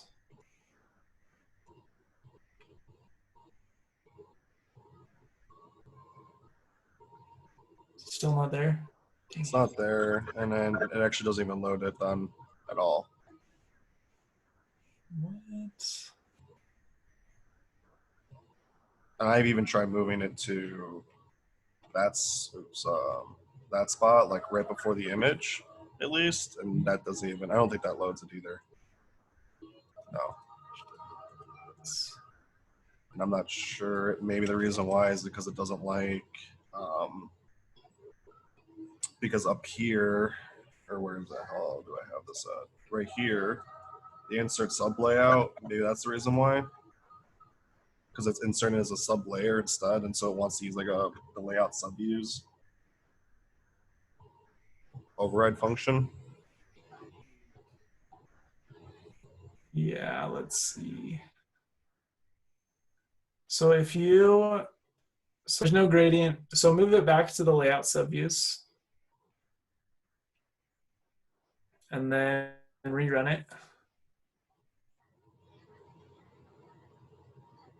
And then open up your view debugger. Right here. Yeah. Little 3D image one. Mm-hmm. And let's look. Is the gradient behind it at all? Let's see, the gradient should be on the image. Should be on the image. So if you click on the image and go to the, open up your inspector.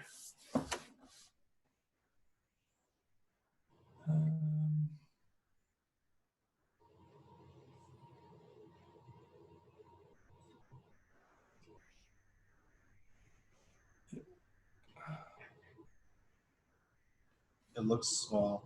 It wouldn't it be like right here too, wouldn't it? Yeah, I think so. But we also don't know what it's like once we move it, because once we move it, then it adds it. I figured this is the perfect time to stump you with something.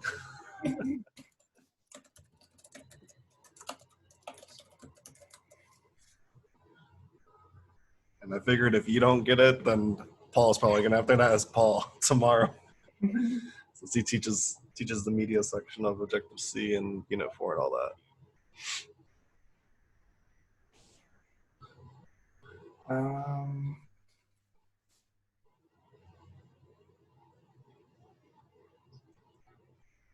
And I've been stumped on this for like the probably last day and a half, and I've done some Google searching, and I think my next steps after probably would have been on the help channel, but I figured I'd ask you first since I have you.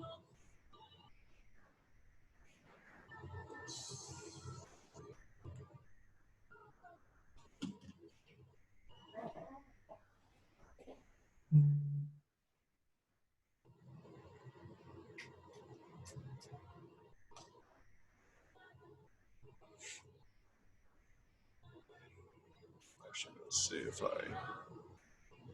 I run it.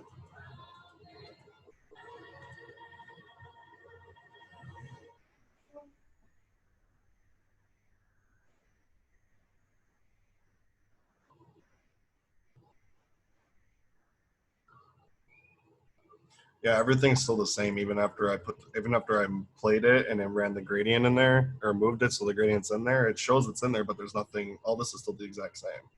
There's nothing that's changed. Okay.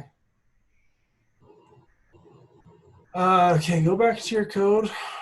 That's weird that it's that like scrolling shows it. Yeah. It's like what's happening in between those times? Gradient. It almost seems like it's not refreshing or I don't know, that's the right way to like to kind of describe that in a way of it. And if you call it in your initializer, Anywhere, it doesn't really matter. yeah, just try there. I think I tried this before. Didn't really set nothing up. No. Yeah, nothing.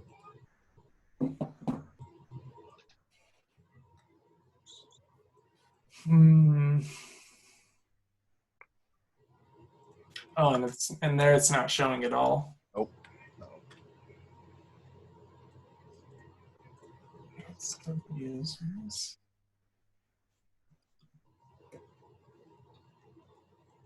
I've just never had to do this. So let's see. Yeah. I mean, it's cool. I know like David just jumped in here too. So like if you want to help him out, I'm sure I can ask Paul tomorrow or something like that. But I figured I'd ask you first and see what you think. Should over.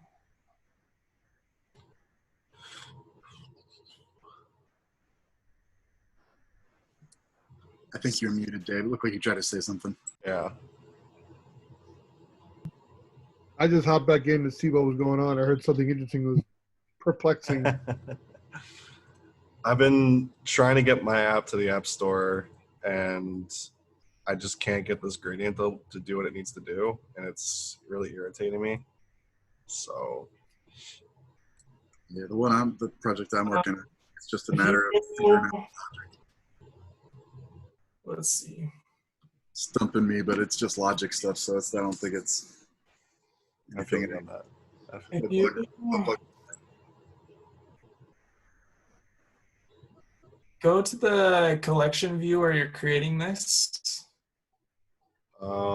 Here. Yes, but go to your The delegates. Yeah, your delegate methods. Down here. I know this might not be the correct way to do it. I'm gonna revamp it, so don't worry. I just wanted to get it to work. That's all.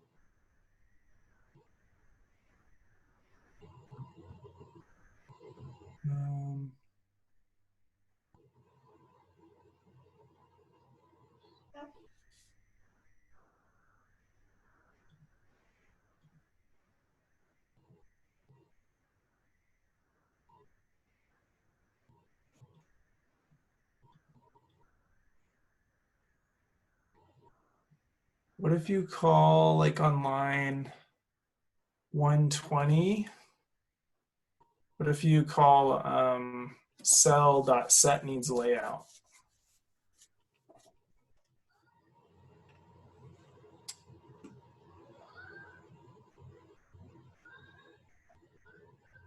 Okay.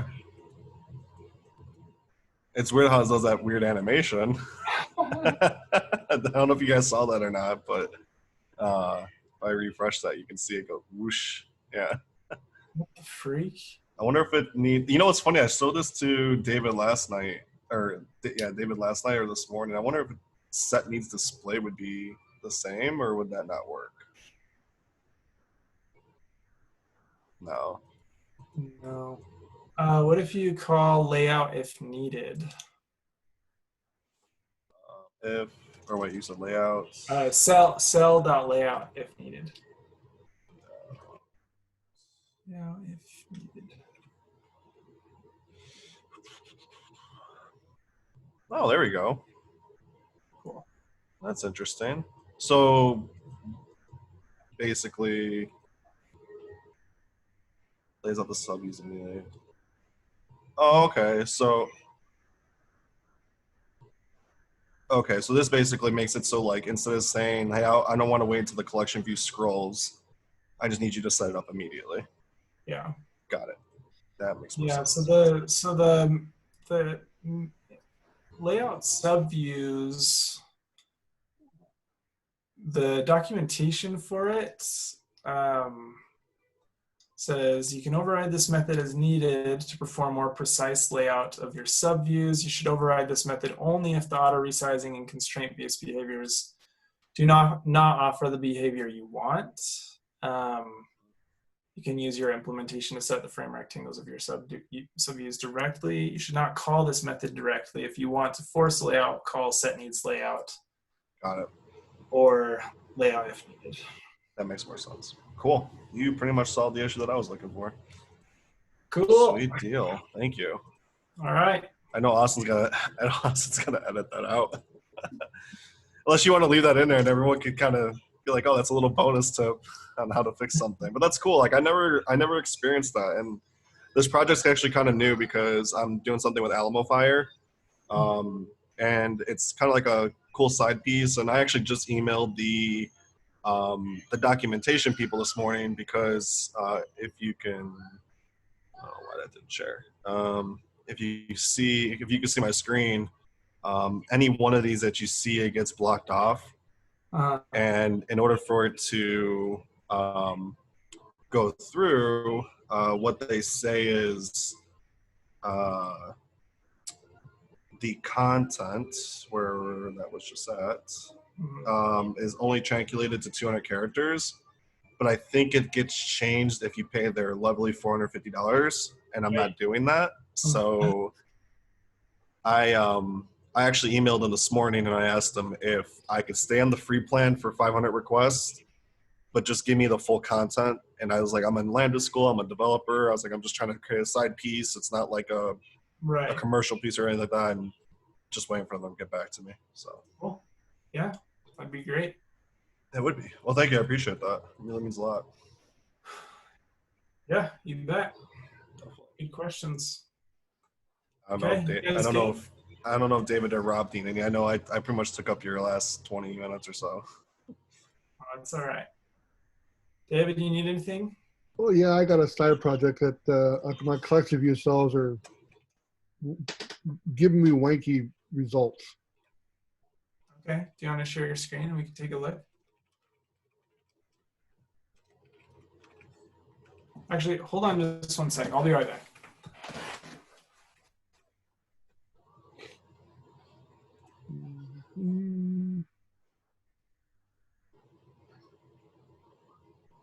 You really love that multicolor gradient stuff. I'm not gonna lie. I've seen it like on every one of your projects. Once I figured it out, I went, ooh, I just want to play with. I'm probably going to change it later on, but it's just something to tinker with. And because once I finally realized, I think someone else showed it to me on the last cohort, one of the versions, I went, ooh, gradients. That's pretty cool. Yeah, I'll be right back.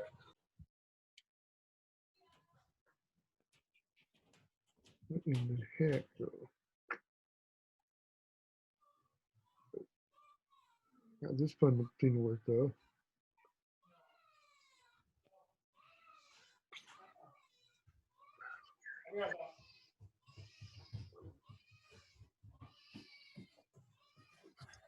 I thought you had got that fixed. You didn't? I'm still working on that part. Well, this is the collection view part where it's give me wanky results. No. Yeah. No, I thought you said you got that part fixed. I guess it was something else. I was just thinking. Right. What's up? Sorry. Well, when I go to my collection view, this is a simple little app.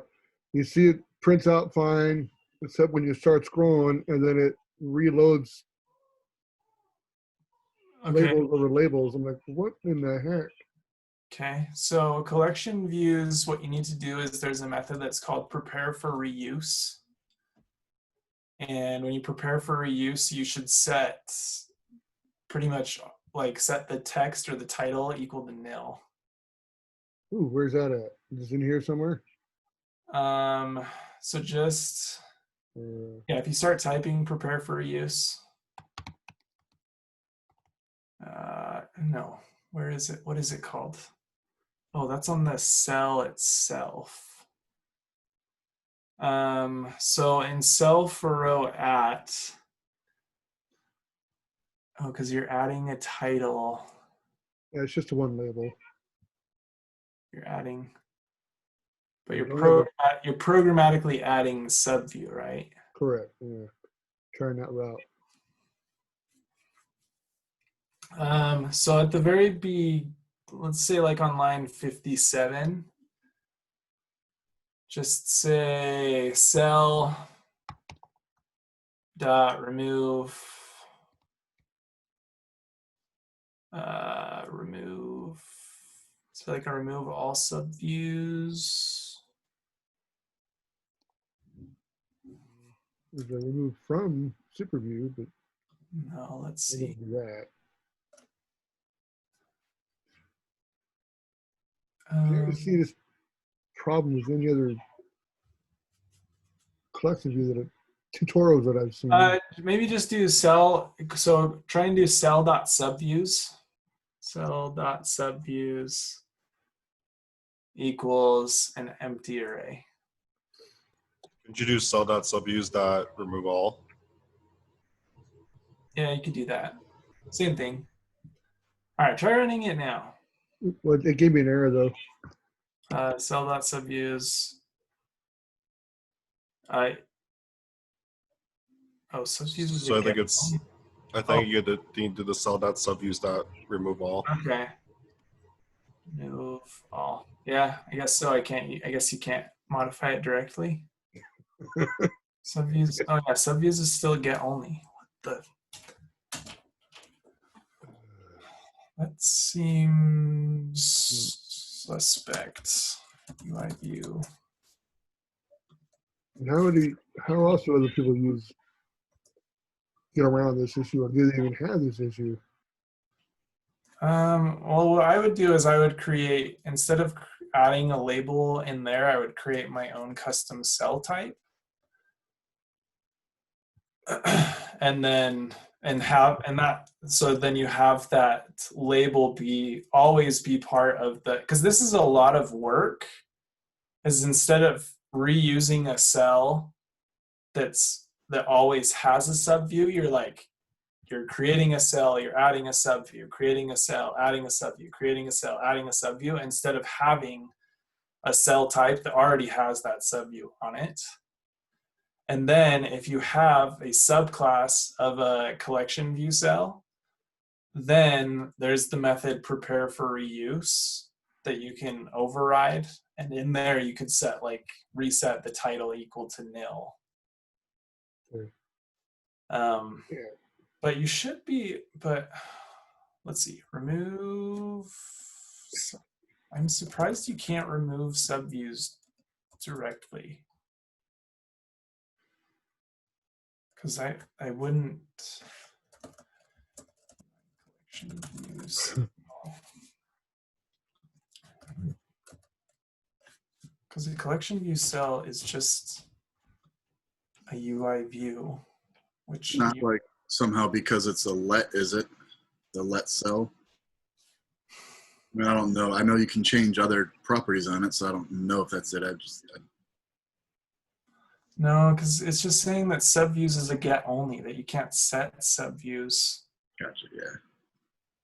Which would you maybe have to do it outside of the collection view, like self-write them at, like somewhere else, like in a function up top, and then maybe do it out, maybe then call it inside there or something? It's just not the place to build all the cell labels and such without having a custom cell file. If you're doing it programmatically, or does that matter?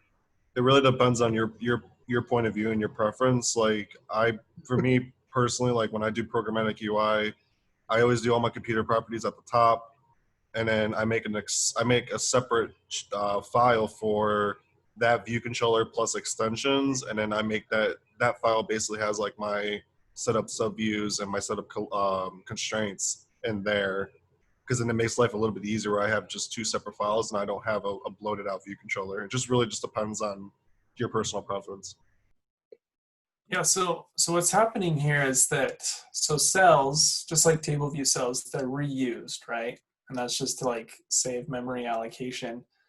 So the problem is that, say you've got index 0, it's like, okay, well now we have to lay out everything for this cell at index 0. So it goes, it lays it out, and then it's like, oh, okay, we want to create a title, we're gonna add that title, blah, blah, blah, okay?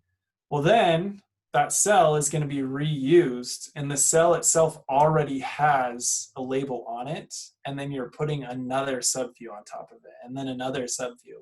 As it's being reused, you're continually adding a new subview on top of it. So that's why I say it's best to just create a subclass of UI collection view cell that just has a single title on it, or it has a single label on it. Single layout. And then you only ever have to say cell.label.text equals this. And you don't have to you don't have to continually add a subview, because the subview would be part of your collection view subclass. Gotcha. So that's the route that I would take. Cleaner and makes the darn thing work.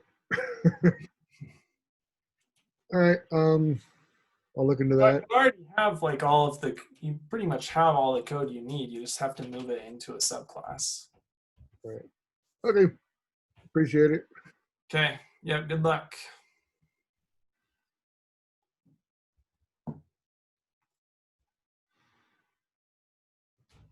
All right. Christopher, you good? Yeah, like I said, my side project that I'm working on, it's just a lot of like randomness and therefore like logic I'm trying to make like a wordscapes type game, if you're familiar with wordscapes, that generates the whole like game map board thing randomly, which is different than the way wordscapes does it. It's all pre-created levels. Yeah. But trying to make it so that it creates that all without things being wrong. It's just taking a minute. Like it's one of those things where I think in my mind I have an idea of like what I need to do. It's just been fun. Like right now it's creating it. It's just sometimes the words, like if it creates a word this way and then one over here, then maybe this one over here, and it's just slightly overlapping the other word, where it's creating essentially a word that isn't a word. And so that's the part I'm like trying to work through, getting it to not do that. And then the other part that's fun is trying to get it to actually be random, which obviously it can't put words in invalid places. So if the way it's doing it, it comes up with an invalid location, it kind of goes on to the next one. And sometimes that means I have like a map with like 2 words, and that's not really enough for gameplay. Right. So like trying to get them placed right, also making sure like I check that it's a full enough map. Those are it's just like it's been going slow this last little bit, trying to just figure it out, but it's not like no actual bugs in it as far as, I mean, I guess those are bugs, but nothing I don't understand why it's doing what it's doing, right? Yeah. Well, it sounds like you're making good progress and you're learning a lot. So that's. Yeah. So kind of like, I feel like, so I would have a question based on like their 2 side projects and mine. How much UI kit, or how much storyboard, I mean, do you use like other, because I noticed Aaron's is programmatic, mine's programmatic, and it looks like, and Dave, now granted, I think he has some programmatic because I had suggested practicing that, working on that, some of that programmatic stuff. So how much? It depends on the company that you're working for. Gotcha. Like you can have personal preferences of what you want, but like I know for a fact that Nike uses like no storyboards, and they're like pure programmatic constraints. At day one, we do both, so I'm used to both. I'll often use storyboards when it's convenient, and I'll use programmatic constraints when it's convenient. It just sort of depends on like the feature that I'm working on. So I use both, but you'll go places like if you go to Nike, you'll be like all programmatic stuff. So yeah, this one definitely programmatic made more sense anyway, because like things like the size of the board being very, I don't know, so I guess I'd be curious. I couldn't figure out I really didn't try hard because I wanted to do this programmatic anyway, mainly just to get more practice, but I really enjoyed it, so I kind of like it now.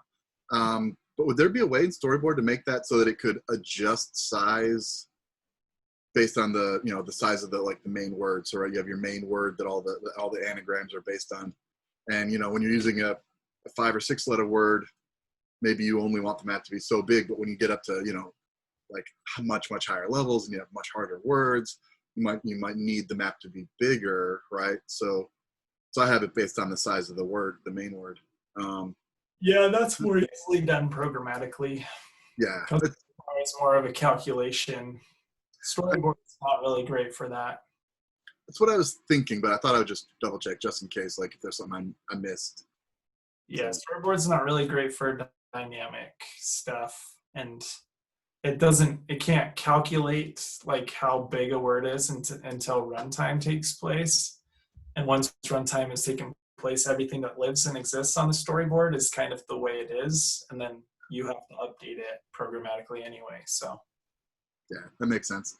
Yeah, I definitely doing it programmatically. It was easy to make it flexible. yeah. So I was just curious. Yeah, that's cool. All right. Anyway, so yeah, otherwise no real no real drawbacks.